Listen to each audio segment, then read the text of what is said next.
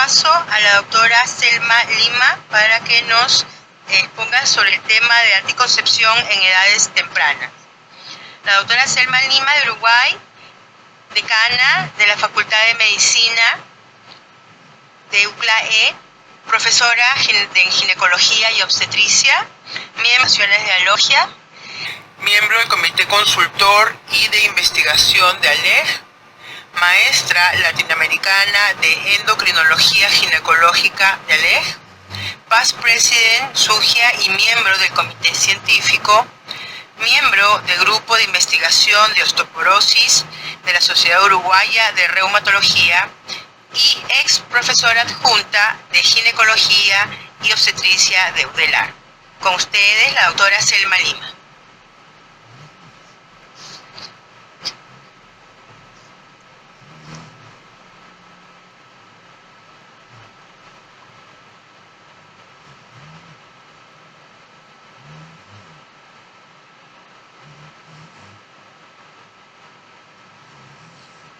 Bien, ahora sí, perfecto. Bueno, vamos a hablar entonces de un tema que de pronto en una de las primeras diapositivas ya resuelto.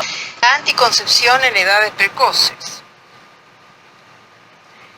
No tengo conflicto de intereses y voy a hablar fundamentalmente de la etapa, según la OMS, de adolescencia temprana que va de los 10 a los 14 años. Obviamente, como todos dijeron a lo largo de este congreso, es una etapa de cambios graduales en lo biopsicoemocional y que se caracteriza por la adquisición de la capacidad reproductiva. Anticoncepción. Anticoncepción en la adolescencia y en chicas menores de 15 años, cuando alguien llega a solicitar este tipo de asistencia, implica una urgencia asistencial. Toda jovencita que llega al consultorio motivada por el deseo de empezar un método anticonceptivo se debe de ir anticonceptivo. El principal objetivo en estos casos es evitar un embarazo. Y con esto podría decir, de acuerdo a lo que escuchamos a Carlota en su primera presentación, se acabó la presentación. Hay un anticonceptivo que realmente genera la mayor adherencia a largo plazo para este tipo de población, sobre todo en población vulnerable. Sí sabemos que de pronto hay métodos anticonceptivos que para estas edades tan jóvenes serían los óptimos.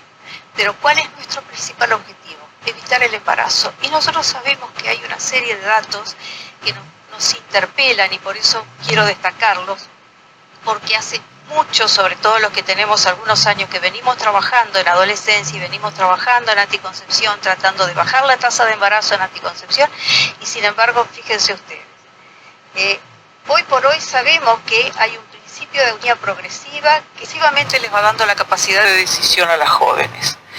Eso depende del entorno donde esté enmarcada esa joven, del círculo familiar, del círculo de pares donde se encuentran las jóvenes, donde seguramente puede tener oportunidades para poder elegir qué hacer y empoderarse de lo que va a ser su futuro, de su salud reproductiva. No sucede lo mismo en todas las situaciones. Depende del entorno sociocultural y educativo fundamentalmente, por eso me gustó mucho lo que dijo el presidente de Mesa, educación. Educación sí, que estamos aprendiendo muchísimo en estos encuentros entre profesionales, pero la educación tiene que ir también a los centros educativos con adecuada información desde muy pequeñas, porque cuando nosotros las abordamos quizás ya tenemos un problema. Las niñas menores de 13 años, bueno, está todo en preestablecimiento con el acompañamiento de sus progenitores o representantes legales. Muchas veces ese entorno donde tienen a sus progenitores son los propios abusadores. Y indudablemente llegamos muy tarde.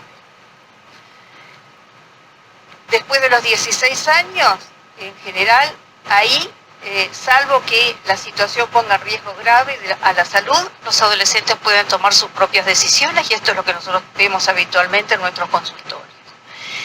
Y fíjense, en América Latina y el Caribe, ¿verdad?, que tienen la segunda tasa más alta de embarazo en el mundo, de embarazo adolescente. ¿Es que nosotros no sabemos que estas situaciones existen? Sí que sabemos, y sí que contamos con herramientas en el área de la salud, pero indudablemente en el área de la salud solo estamos fracasando. El embarazo pre nacimiento por cada 1000 niños, mientras que en las regiones de 66.5 entre menores de 15 a 19 años. Y sobre todo, fíjense, América Latina y el Caribe es la región con la más alta tasa de proporción de nacimientos de madres adolescentes, con un 18% total de estas chicas que vienen con su primer embarazo, y que nosotros en nuestros países hemos logrado, sobre todo en mi país, a disminuir el segundo embarazo. La tasa de fecundidad, si bien ha ido disminuyendo, aún mantiene niveles que son altos en estas chicas menores de 15. Indudablemente que el riesgo de muerte materna es mucho mayor en las adolescentes menores de 15. Vaya si tenemos un compromiso con esta población.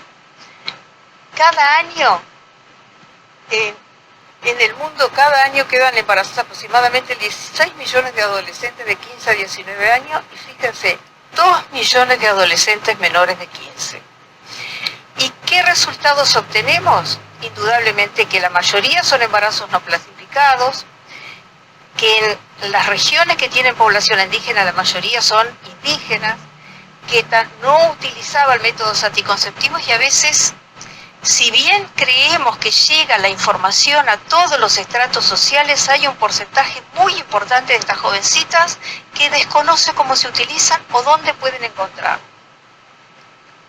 Los resultados perinatales también son totalmente diferentes, donde tenemos recién nacido de más bajo peso, Apgar más bajo, mortalidad perinatal mayor, etcétera, etcétera, que indudablemente llevan a un círculo vicioso macabro, porque estas chicas mantienen el círculo de pobreza y de incultura y a su vez sus hijos se enmarcan en esta misma situación y van a repetir la situación de pobreza y de embarazo en sus descendientes.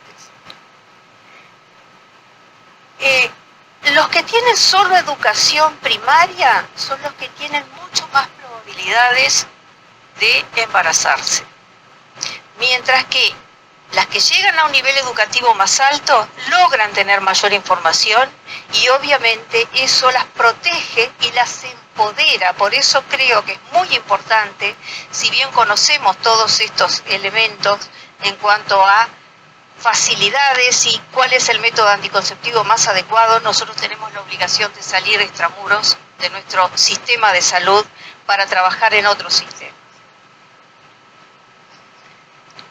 Los datos de embarazo en menores de 15 años a nivel regional y mundial son limitados, pero a propósito de las mujeres en edad reproductiva en América Latina reportan haber tenido su primer parto antes de los 15 años. Y América Latina destaca como la única región en el mundo con una tendencia ascendente en el número de nacimientos entre las niñas menores de 15 años. Entonces, señores, ¿qué es lo que necesitamos? Ir a hablar a otros lugares. Sí, informar, pero tratar de llegar a nuestros gobiernos, porque acá se necesitan políticas de Estado para poder lograr un cambio en estas estrategias. Y además, algo sumamente importante, en estas embarazadas menores de 15 años, una de las cosas frecuentes, desgraciadamente, es el abuso. Y es el abuso intrafamiliar, como hablaban hoy, en otra presentación. No fuera del ambiente familiar, sino dentro del ambiente familiar o de sus vecinos o de sus padres. Por lo tanto, ¿qué acciones prioritarias? Bueno, visibilizar el embarazo en la adolescencia, sus factores determinantes que sabemos y que los conocemos muy bien, cuáles son y cuáles son los grupos más afectados y dónde están esas vulnerabilidades.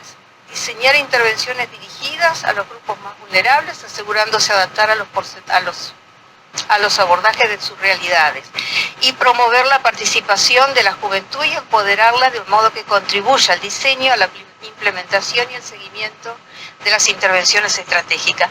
Esto es lindísimo de decirlo, pero qué difícil es de llevarlo a cabo. Y si no logramos llevarlo a cabo, vamos a seguir con estos números que realmente son interpelantes.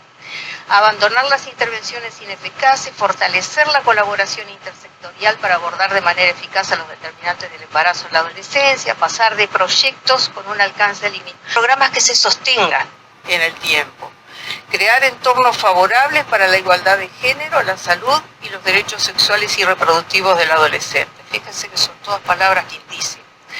Yo les quiero mostrar el porcentaje de embarazo adolescente en un periodo en mi país, donde encontramos que en el 2015 teníamos 5.767 nacimientos y año a año fue bajando. Y ese fue el año en que se estableció como política pública en las instituciones públicas el uso del implante, que realmente fue una ayuda. También, dependiendo de las instituciones, fíjense, a nivel público siempre fueron mayores que a nivel privado. Y también con respecto al nivel educativo, las adolescentes con menor nivel educativo tienen más chances de un embarazo no deseado, incluso de un embarazo frente a una violación. Y fíjense que hablamos de la interrupción voluntaria del embarazo, que en nuestro país el aborto está despenalizado y parecería ser un recurso cuando la chiquita tiene un embarazo no intencional. Sin embargo, en el 2023 se registró una cifra, desde que empezó la interrupción voluntaria del embarazo, que realmente es asombrosa, ¿verdad? Pero fundamentalmente quienes logran, ¿verdad?, llegar a esta herramienta para evitar continuar un embarazo, no son las adolescentes, son mujeres adultas. Nuestras adolescentes tienen poca solicitud de interrupción voluntaria del embarazo. 71 consultas en menores de 15 años, 546 en mujeres entre 15 y 17 años, y la mayoría se concentraron entre los 20 y los 24 años. Mujeres que están empoderadas de su futuro, que tienen un proyecto de vida, que están realizando una actividad estudiantil o que están realizando una capacitación y que en ese momento el embarazo no es su proyecto. Clarísimo. Y a eso tenemos que apuntar para nuestras adolescentes, que tengan un proyecto de vida, que vean un horizonte cercano mucho más favorable que continuar con un embarazo. Entonces, ¿cuáles son las estrategias? En estas menores de 15, valorar el entorno sociocultural de estas chicas, la vulnerabilidad en la que están inmersas, tratar de mejorar el nivel educativo, pero no a nivel de secundaria. Porque en mi país hay educación para la sexualidad responsable, pero en secundaria. Tenemos que empezar desde las etapas iniciales, desde la primaria.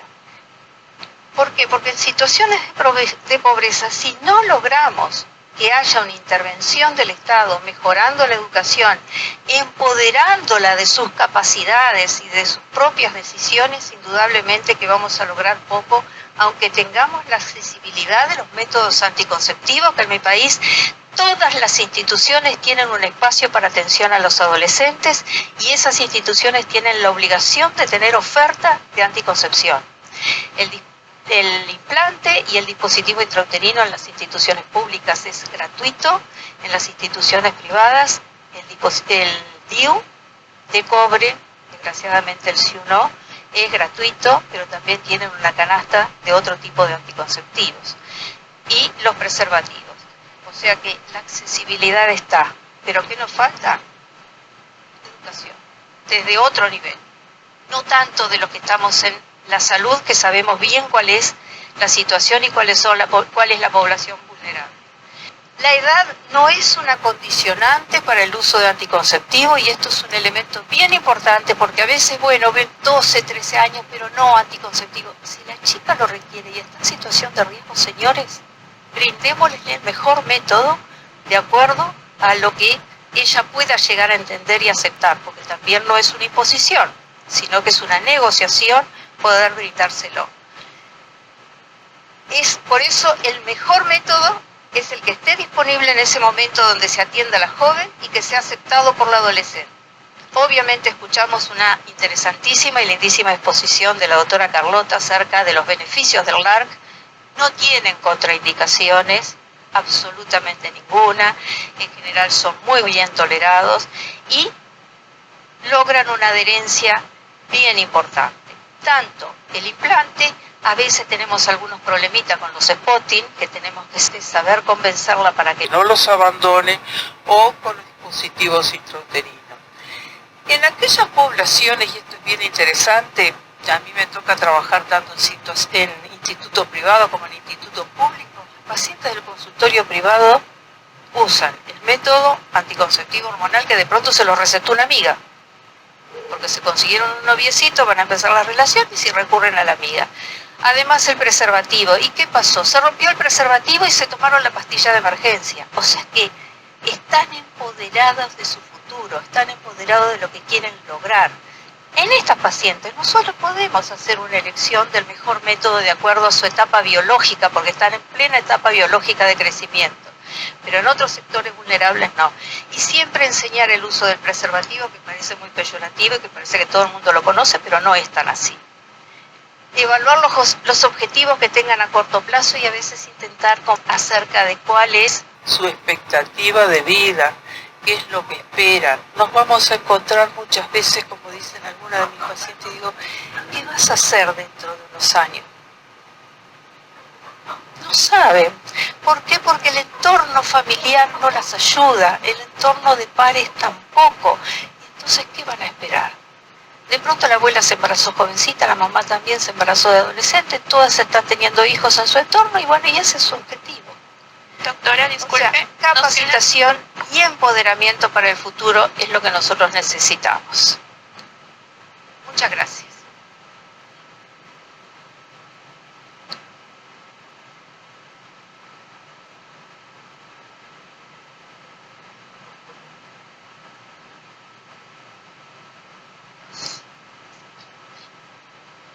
Invitamos a la doctora Carlota López, la doctora Julissa Garisto, y acá tenemos el secretario.